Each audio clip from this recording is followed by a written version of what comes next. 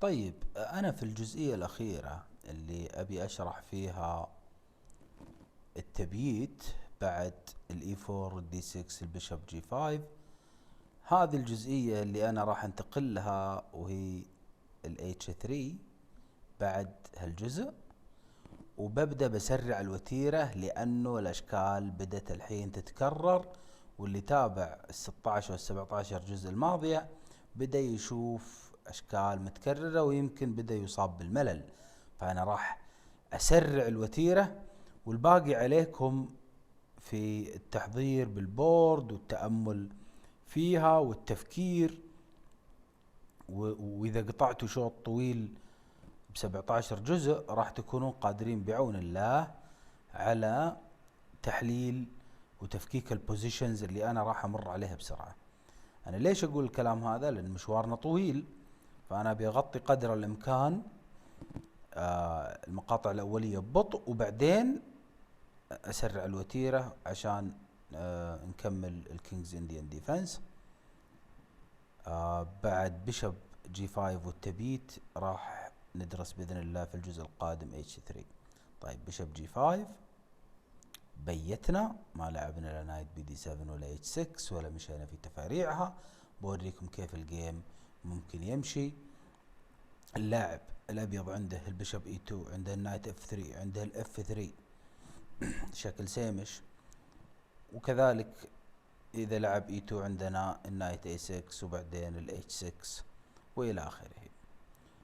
لكن برضو يقدر يستمر بالكوين دي 2 والسي 5 دي 5 بي 5 وشفناها قبل، اي 6 على نظام بينكو، بي تيكس اي 6، كوين اي 5، بيشوب دي 3، نايت بي دي 7، نايت تو اف 3، بيشوب ياخذ يبيت الابيض، روك اف بي 8 نفس سوالف البينكو، بيشوب ياخذ، روك تاخذ، كوين سي 2، بيشوب دي 2، نايت 2 جي 4، يبغى يرجع للاي 5. اذا حصل له بروفوكيشن بالاتش 3 خير وبركة، اللاعب الابيض ضيع وقته. لكن روك اي 1 النايت على طول تكس لانه ما يبغى يجي على السي 4، بس فيه الرديف موجود. بي 3 يمنع النايت على السي 4. سي 4 نفس طرق واشكال البنكو، روك اي بي 1، روك اي بي 8 او روك بي اي 8 عشان التدبيل والضغط اللي على جندي الاي. اي 4 يمنع الكلام هذا كله لكن يضعف البي. سي تيكس بي 3، روك تيكس بي 3، وهنا النايت جاي على السي 4. طبعا يهدد الفيل لكن مسيطر على مساحة كبيرة عند اللاعب الابيض. اللي ابي ارجع له انه بعد بشوب جي 5 تبيت كوين دي 2 سي 5 دي 5 بي 5 سي تيكس بي 5 اي 6، ما نبي بي تيكس. عندنا اي 4، عندنا اف 3، عندنا نايت اف 3. خلونا نشوف كل شكل بسرعة. فاول شيء الاي 4، الوزير باقي يطلع على الاي 5، بيشوب دي 3، اي تيكس بي 5، نايت تيكس بي 5، كوين تيكس، بيشوب تيكس، الوزراء برا، نايت اي 6، نايت 2 اف 3، نايت دي 7، بيشوب يطلع على السي 3 يتحدى الفيل. النايت طبعا طلع على الدي 7 لانه في هجوم على البي 2. والان نايت بي 4 تاخذ باخذ ومكشوف البي، او اذا اخذت على طول باخذ على البي. هدد روك وزيرك وعفوا فيلك مهدد. فهذا في حالة انه بعد الاي 6 ما ياخذ يلعب اي 4. لكن نبي نشوف برضو كيف الجيم يمشي بسرعة لانكم الان عارفين الاشكال. برضو كوين اي 5 بي 6 كذا يستلعن شوي اللاعب الابيض، يقول طلعت وزيرك يلا ارجع كل مرة ثانية العب لعبتين. لكن نايت بي دي 7 الآن لو طلع بيساعد فعلا اللاعب الأسود يطلع بالفيل. الفيل ما عنده مشكلة يطلع مؤقتا هنا. بشب 2 دي 3 النايت ياخذ طبعا تبيت. بشب جي 4 نايت اتش 5 ما يبي يدبل جنود هنا، في نفس الوقت يبي يضايق على الفيل بواحد من الجنود. النايت على اي 4 نايت تيكس كوين تيكس بي 3. الآن كوين بي 4 بتكسر وزراء ما عندي مشكلة، لا الوزير يرجع على السي 2.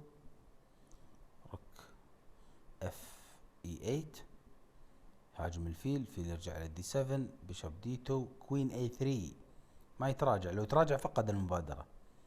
باقي يبغى يضغط على الجناح لأنه ضحى بجندي،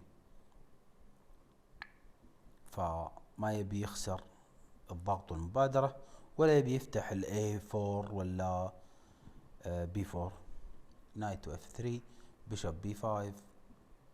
وهذا شكل انه بعد الاي 6 نلعب نايت اف 3.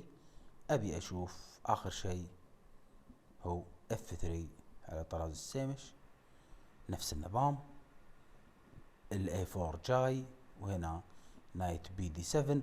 والجيم ممكن يستمر بروك اي 3 وتفريعات يعني تعمق فيها المؤلف. النايت يجعل الجي 2 ولا الاتش 3 ويدرس كل واحدة على حدة، لكن الشكل اللي حنا وصلنا له الآن يوديكم لمنتصف الجيم، وما اعتقد فيه داعي للتفاصيل المملة اللي نشرح فيها ميدل جيم متكرر شكله، وما راح يساعدكم كثير في انه يثري اكثر من الاثراء اللي سبق.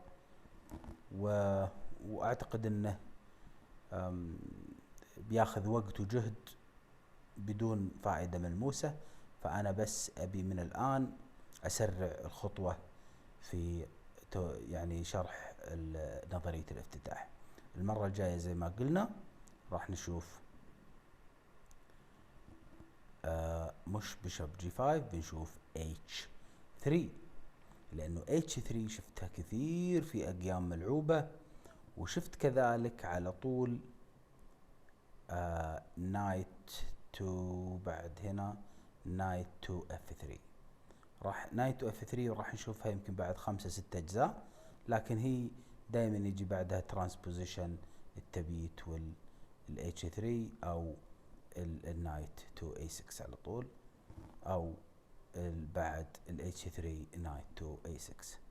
طبعا تختلف الاشكال يختلف ترتيب الخطوات، لكن بس هذا اللي انا بقولكم عليه انه هو القادم الاتش 3، وراح نعرج عليه بسرعة. اذا في شيء مميز او مختلف في شكل الجيم راح وجدير بالذكر راح اذكره بعون الله.